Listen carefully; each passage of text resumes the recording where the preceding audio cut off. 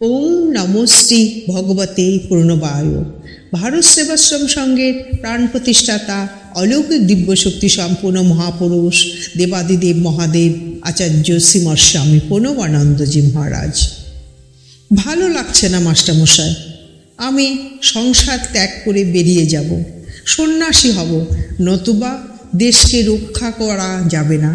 অশান্ত কণ্ঠে বিনোদ একদিন প্রধান শিক্ষক বীরেন্দ্রবাবুর নিকট উপরোক্ত প্রস্তাব করে বসল। বিনোদ ধৈর্য সহ্য সহিষ্ণুতার প্রতিমূর্তি। তাকে প্রধান শিক্ষক কদাচ কোনো অবস্থাতে বিচলিত হতে দেখেনি। আজ তারই কণ্ঠে এমনতর ব্যাকুলতার আভাস পেয়ে প্রধান শিক্ষক অবাক হয়ে বিনোদের প্রতি সস্নেহে দৃষ্টিতে চেয়ে জিজ্ঞাসা করলেন, কেন, কি হলো বিনোদ?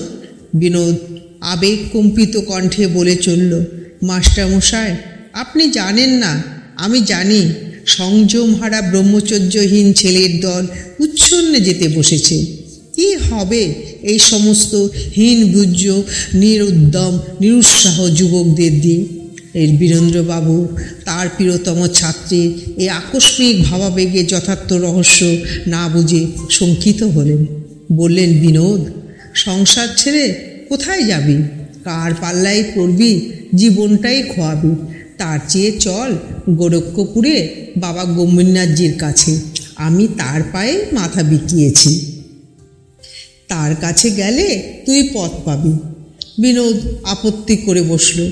মানুষ আবার গুরু হয় কেমন করে মাস্টারমশাই?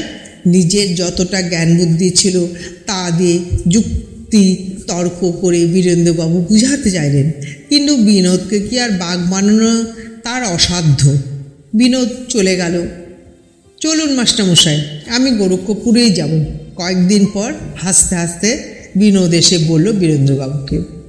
বীরেন্দ্রবাবু সন্ধানী দৃষ্টিতে চেয়ে দেখলেন যে বিনোদের মুখে তৃপ্তি স্নিগ্ধ আভা, মেঘমুক্ত শশধরের মতন তার বদন মণ্ডল প্রসন্ন উজ্জ্বল। তিনি বুঝলেন যে বিনোদের অন্তর যে সংশয়ের পীড়নে অশান্ত ছিল তার সমাধান সে পেয়েছে। দেশের তথা তরুণ সমাজে পরিত্রাণের নিশ্চিত পথ সে আবিষ্কার করেছে।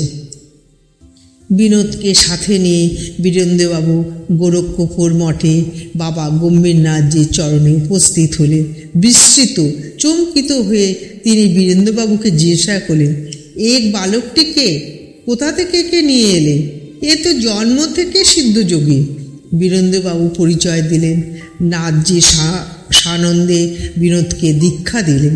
দীক্ষার পর বিনোদ কিছুকাল গোরক্ষপুরে মঠেই রইলেন।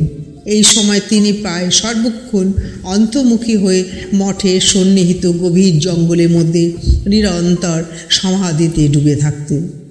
নাথজি তাকে খুঁজে পেতে এনে জোর করে কিছু কিছু খাইয়ে দিতেন। মঠের একজন ব্রহ্মচারী নাম কালীনাথ বিনোদের যোগযুক্ত অবস্থা বুঝতে পারত না। সে মাঝে মাঝে অভিভাবকতার ভঙ্গিতে বলতো, সারাদিন তুমি কোথায় থাকো? খাবার সময় তো শুধু তোমাকে দেখি। না করো গুরু সেবা, না করো মঠের কোনো কাজ। এখানে থাকতে হলে এখানকার কাজ করতে হয়। একে স্বল্পভাষী, তারপর আবার দীক্ষার মুহূর্ত হতে নিরন্তর অন্তর্মুখী ভাব। বিনোদের কানে ওসব কথা প্রবেশই করতো না। কখনো কখনো শুনলেও কোনো উত্তর দেবার মতো অবস্থা তার ছিল না। একদিন মাত্র স্নিগ্ধ শান্ত কণ্ঠে বলেছিলেন, আমি কি করি না করি তা নাথজির কাছে জিজ্ঞাসা করো। কিছুকাল পরে বাবা গম্ভীরজির আদেশে বিনোদ এলেন কাশিধামে। তথায় ওসিঘাটের নির্জন স্থানে তিনি সমাধিস্থ অবস্থায় থাকতেন। জনৈকা বৃদ্ধা তখন তার সেবার ভার গ্রহণ করে। এই সময় বিনোদের ব্যাকুল আহ্বানে নাথজি মাঝে মাঝে যোগ বলে তাকে দর্শন ও আবশ্যক নির্দেশ দিতেন। যোগীরাজ গম্ভীরনাথজি বিনোদকে উপযুক্ত পাত্র বুঝে নিজের অষ্টবিধ যোগসহ্য সঞ্চার করতে প্রস্তুত হন। একদিন বিনোদের আগ্রহে স্বীয় অষ্টসিদ্ধি প্রদর্শনের ছলে নাথজি স্বীয় যোগসহ্য বিনোদের মধ্যে সঞ্চার করলেন। পরবর্তীকালে বিনোদ যখন আচার্য প্রণবানন্দ নামে বিখ্যাত, সেই সময় স্বীয় উত্তর সাধক সন্তানগণকে সন্ন্যাস দানের সময় বিনোদ বলেছিলেন, বাবা গম্ভীরনাথজি এত বড় যোগসহ্যের অধিকারী ছিলেন যে তার আদেশে চন্দ্র সূর্য কক্ষচ্যুত হতে পারত। আজ যদি তিনি উপস্থিত থাকতেন তবে তিনিও আমি যা করতে যাচ্ছি তা কিনা বুঝতেন কিনা সন্দেহ। এ থেকে বোঝা যায় যে নাথজি উপযুক্ত আধার পেয়ে স্বীয় যোগসহ্য বিনোদকে সমর্পণ করলেন বটে, কিন্তু সেই শক্তির দ্বারা ভবিষ্যতে বিনোদ যে কি জগৎ কল্যাণ উদ্দেশ্য সাধন করবেন তা অতি দুর্জেয় রহস্য। ভোলা, সমস্ত রাত দাঁড়িয়ে থেকে পাহারা দিতে পারবে? বিনোদ বললেন তার কনিষ্ঠ ভাইকে। কেন পারবো না, কোথায় থাকতে হবে? সানন্দে জবাব দিল ভোলা। আমি শ্মশান খোলায় রোজ ধ্যানে বসবো, তুই রাস্তার ধারে ত্রিশূল নিয়ে পাহারা দিবি? পাহারা দিতে হবে কেন, ভয় করে নাকি? না রে না, ভয় না, লোকে ভয় না পায় তার জন্য, আর আমার ধ্যানে কোনো ব্যাঘাত না আসে সেজন্য বটে। ভোলা সৎসাহে রাজি হয়ে গেল। পরবর্তীকালে ভোলার কথা উঠলে আচার্যদেব বলতেন, ভোলা ছিল যেন রামের ভাই লক্ষ্মণ, আমার উত্তর সাধক। সারা রাত ত্রিশূল হাতে আমাকে পাহারা দিত।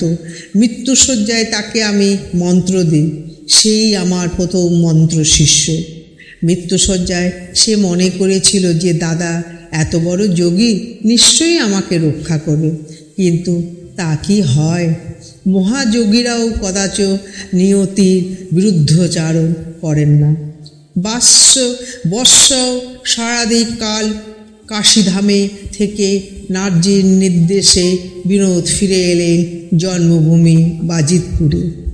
এখানে তিনি সমস্ত দিন স্বীয় সাধন কুটিরে এবং সমস্ত রাত্রি শ্মশানে সমাধিমগ্ন থাকতেন। এইভাবে আরও 2 বছর কাটল।